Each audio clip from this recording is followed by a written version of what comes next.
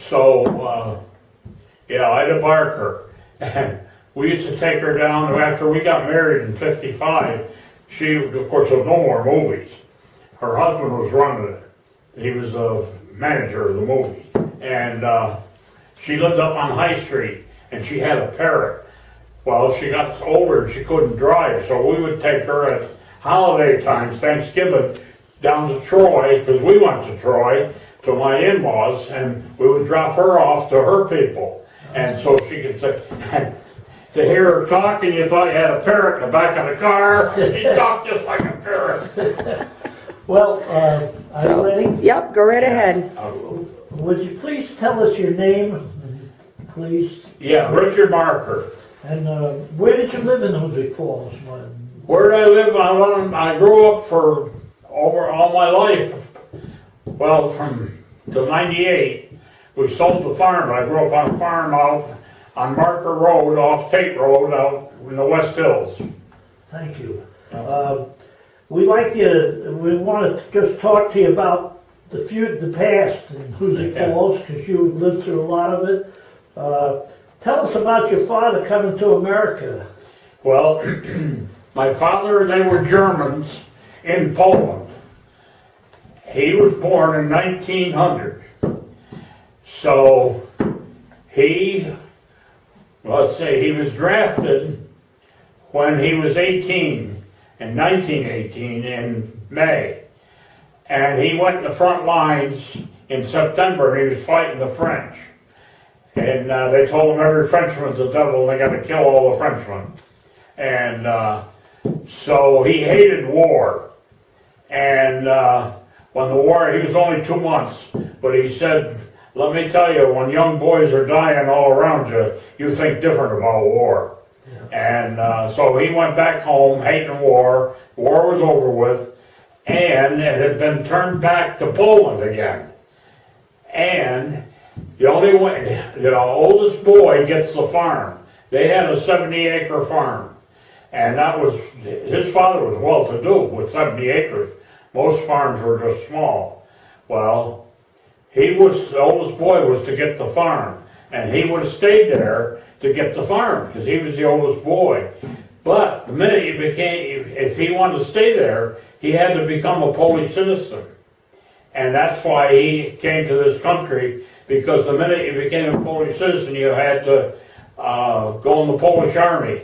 And he just got out of the army and he hated it. So he came here and came to this country. He had a sister here and a stepbrother. And he worked 2 weeks in his stepbrother's store. And but then, and when he was in Germany as a boy, he would go out in the machine shed. And they had a reaper and a mow machine. And it would said Walter Wood Reaper Mow Machine Company, Hoosick Falls, New York, USA. And he always wondered why, what that place looked like. He always said, I always wondered about it. So, not being home. But he ended up in Hoosick Falls. And how he ended up here, he came to this and worked 2 weeks in his stepbrother's store. And he said he hated the store keeping. So he went out on a little farm in the Catskills. They had 4 cows, and they had a big boarding house. They had a 20-room boarding house. They boarded people out of New York to get out of the heat in the summertime. People would go up to the Catskill Mountains. Yeah, I know, I was brought up there. Well, he was in Liberty or Callicoon. Callicoon, yeah. Yeah. So, but he wanted to farm it. And the farmer said to him the 1st of April, well, when the 1st of April comes, we're going to have summer boarders.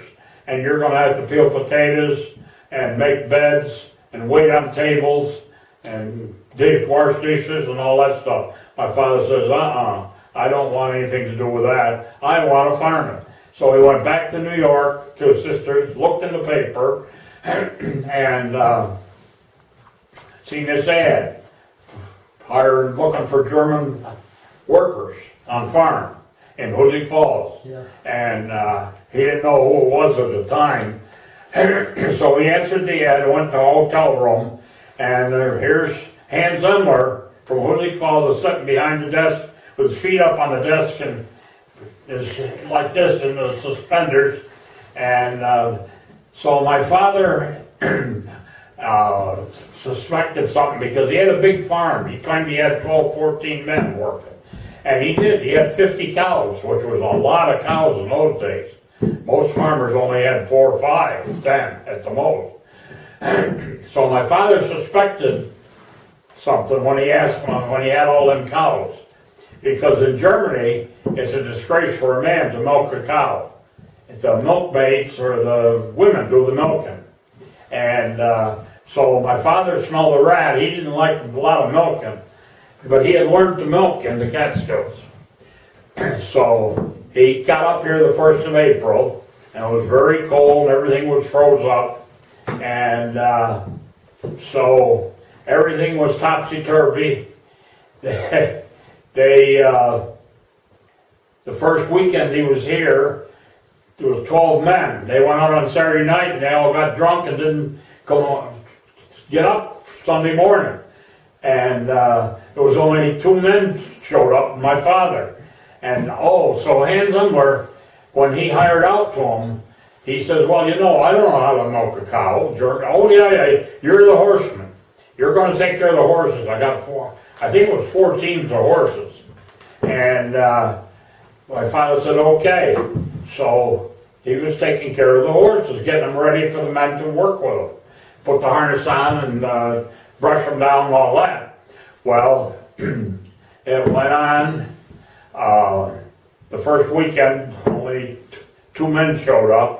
So my father did go out and help strip out a few cows to help the poor guy. He felt sorry for the 2 men.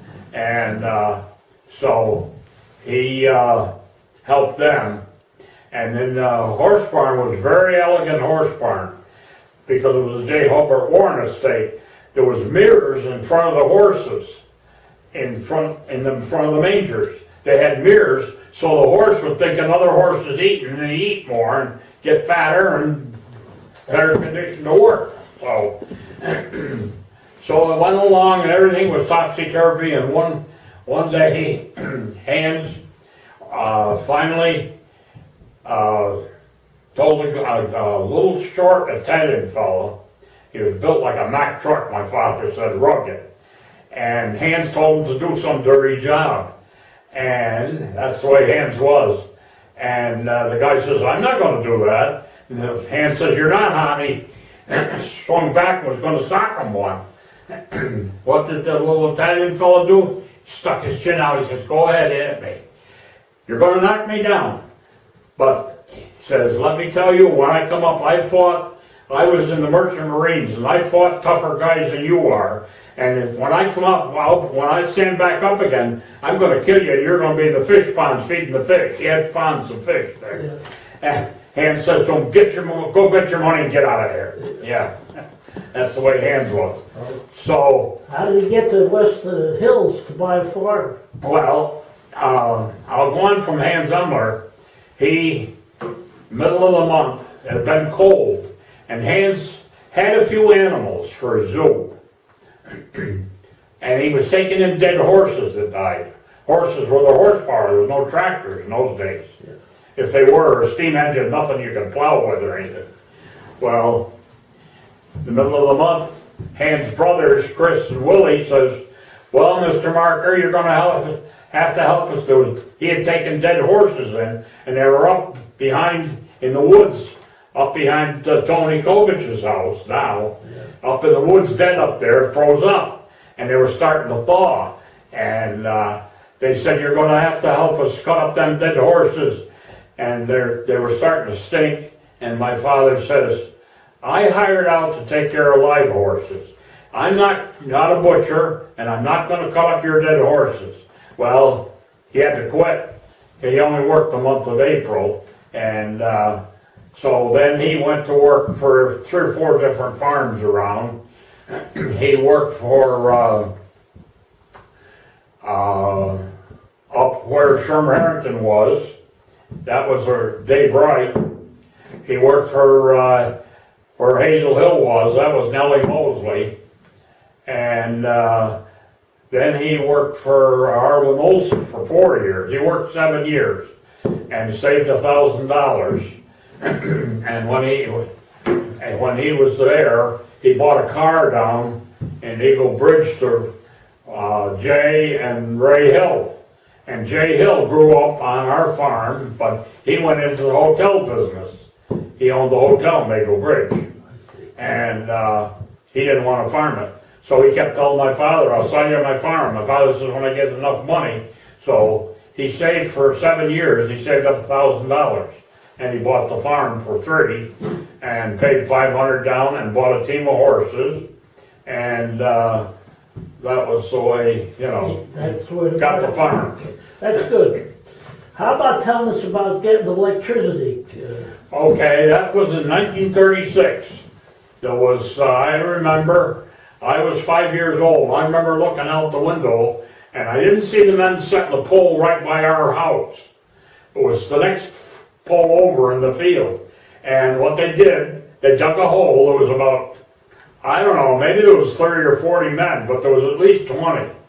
And they dug the hole, and then they lifted the pole up, and they took pike poles and pushed it up and dropped it into the hole. And we got electricity in 1936. No more lanterns and lamps and stuff. That was out in the rural area. That's when it came. Yeah, the rural electrification program. I see. And so then in 1940, in 1938, Walt Robinson here that had a furniture store and undertaking parlor wanted to sell us a refrigerator. And a new little GE refrigerator was $189. Well, we didn't have that kind of money. We didn't have any money to speak of. We ate good, but we didn't have any money. So anyway, my mother wanted a refrigerator, and they kept coming up and trying to sell us one. And so finally, my mother wanted one, and she went to Troy. We drove the car down to Eagle Bridge or Hoosick Falls and went by train to Troy. And we went to Gordon L. Hayes, and they had refrigerators $75 and $80 and $100. Well, my mother says, still too much money. They said, go up to Gordon L. They were down on River Street. And go up to Ben Katz's up on 5th Avenue. So we walked, my mother and I and my two sisters, we walked up to Ben Katz's. And same thing, the new refrigerator, good used ones were up 75 and 100. And they said, well, wait a minute, we got one out in the backyard we just took in this morning. It's one of those GE monitor tops with the coils on top. Yeah. And you can have that for, it hasn't been cleaned up or nothing, but it works. And if you take it as is, you can have it for $35. My mother said, okay, and she paid him for it. And then her butler, who had a junkyard where that newest restaurant is with a big bus there on 7th, he had a junkyard there, and he had a truck, and he trucked it up for $5 and brought it in our house. That's how you got a refrigerator. What about going square dancing? Oh, well, I learned the square dance. Frank West was up the next farm up. Actually, my grandmother was a West, married to my grandfather. And that's where I learned the square dance. I was only 8-10 years old. My step-grandmother got us out there on the floor. But what they did to celebrate hay, there was a bunch that came up from Raymertown, Peckhams and Langs, Irma Peckham. She was a big lady, and they would come up after haying to celebrate haying. They'd come up on a Saturday night, and they'd carry all the furniture out of the living room out onto the porch, roll the rug up, and have a square dance in there, and that's how I learned the square dance. Oh, that's great. Yeah. What about farm boys going to the Hood Creamery Milk Company? Oh yeah, the farm boys used to. Most of them had, the farms all had outhouses. We in the 30s and the 40s, we got ours. We put in indoor facilities in 1943. Couldn't even buy a new iron bathtub. We had to get an old one on legs, and my father built it in. But anyway, the farm boys, they'd be stinking like cows, you know, in the cow barn. And they would go down, they had no showers. And we had a tin bathtub that we took a bath in front of the kitchen stove. Came from Sears. It was a tin bathtub about this wide, and this deep, and long enough, about 6 feet to sit in. And we'd get a bath on Saturday night. That was it. That's all, you got your bath. But the farm boys weren't able to fit in that tub. They were so big. And so they would get down to the creamery and take showers because they had the steam. See, they used to steam out the milk cans to sanitize them. And then, so with steam and water, boy, you had all kinds of hot water. And so that was... And they allowed people to come in? They were able to get down and go and get cleaned up. The Nolans and Rudy Beck and them, and they would go down there. My uncle, Warren Hoffman, he was a bus driver. Where was it? Where was the Hood plant? In, Well, where was it? It was in Eagle Bridge, wasn't it? The Hood plant, where was it? Eagle the Bridge? Hood Eagle Bridge, where Augie's Wholesale is. Yeah, the creamery was there. They had, you see, the railroads came through in about 1850, and about 1900, the Hood Milk Company started building plants, and they had one in, well, it wasn't a Hood one, but there was one in Hoosick, still stands there. You're right. And Eagle Bridge, Salem, and Buskirk was the gold medal farms. That was a different one. Yeah. But they put in milk plants about 1900. Tate's farm up there, Leslie Tate, their farm was the #1 on the milk can. They were the first ones. Ours, we didn't start shipping milk until 1940 to Hoods, and we were 419 was our number. Yeah. How about Hornings? The what? The Hornings. Oh, the Hornings. Yeah. In the old days, when a young couple got married, they would, all the neighbors, after they were home and settled in their home, they would, all the neighbors would get together and have a party, and they called it a horning. They would come blowing the horns, and they would bring you gifts and stuff like that. And they also used to put buckwheat in the bed or something, stuff like that, and doctor the bed usually. But anyway, it was, they'd come into the yard blowing the horns, and that was ours was the last one that we had in '55 when we got married. They had one. I see. Threshing and sill, There you go. what's that one right there? Oh, it says, we'll go on. Bob Masters carrying shotgun or school. Oh, yeah. During the war, I went to high school from 44 to 48, and Bob Maston used to carry a shotgun on the school bus. Today, it's taboo. And Jay Brundage was down in Fox Hollow. He was a school bus driver, and he carried a rifle during deer season. And kids would say they were coming down Tabor Road in White Creek, and there was a pheasant in the road. So Bob Maston stopped the bus, got out, took the shotgun, shot the pheasant, put it back in the bus, and went on to school. And my best friend, Jimmy McCart, his father was Harold McCart, the electrician. He had a 22 for sale. We were all 16, 18. We all had 22s. And he said he had a rifle for sale. Well, another kid says, I'll buy it. And he said, well, bring it to school. So he climbed right on a bus with it and rode it to school, locked it up in his locker, and then Doom took it out and sold it. There was 30 kids there. They heard he was going to sell his rifle, and we all wanted to see what it looked like. The other kid said, yeah, I'll give you 25, and took it home on another bus. We weren't shooting each other like today. Yeah, that's interesting. How about buying Strickland? The what? Buying Strickland. Oh yeah, my father would go to the drugstore, which would be taboo today, buying strychnine. He'd soak corn in it, throw it on the cornfield so to kill the crows and that would pull the corn. When we jabbed by hand, they used to pull the corn. And that would kill the crows. Today it's they treat the corn, and we had a crow repellent, but that wouldn't. It was like a tar, and you mix the corn, and we jabbed. Everything was by hand, and yeah. I see. Dynamiting rocks. Oh, yeah, when we, worked with the horses until 47, we got a tractor. And there was big rocks, big as a desk in the field sticking out. We had about 25 in each field, we had 5 fields. And so we would get out to the town clerk, I would, and say, want some dynamite. And you had to have a permit to buy it.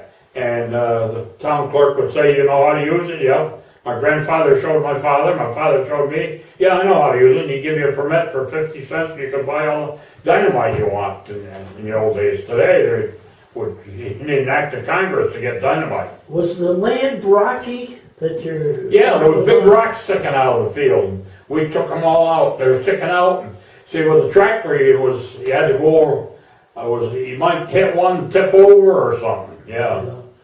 Well, and you couldn't grow anything. Of course, some people bulldozed out the big rocks, but we did it with dynamite. I see. Yeah, give me a stick of dynamite. I'm not afraid of it, but don't give me an I-80 firecracker. They got short fuses, and boy, you can light them, and then they go boom, and they're going to your hands, you know. Yeah, right. Well, what about going to the blacksmith shop with a horse? Oh yes, we would take the horses to the blacksmith shop here in town, and there was 2 blacksmith shops. There was one just next door. That's been tore down. Next door to the real estate office right here. And there was one in there. No, down across from the school, where the school was. And the doctor's offices down there. There was a blacksmith shop in there. I think that was a new, Ed New or something. Yeah, New. That was next to the armory. New had a blacksmith shop next to the armory. Well, no, I don't ever remember one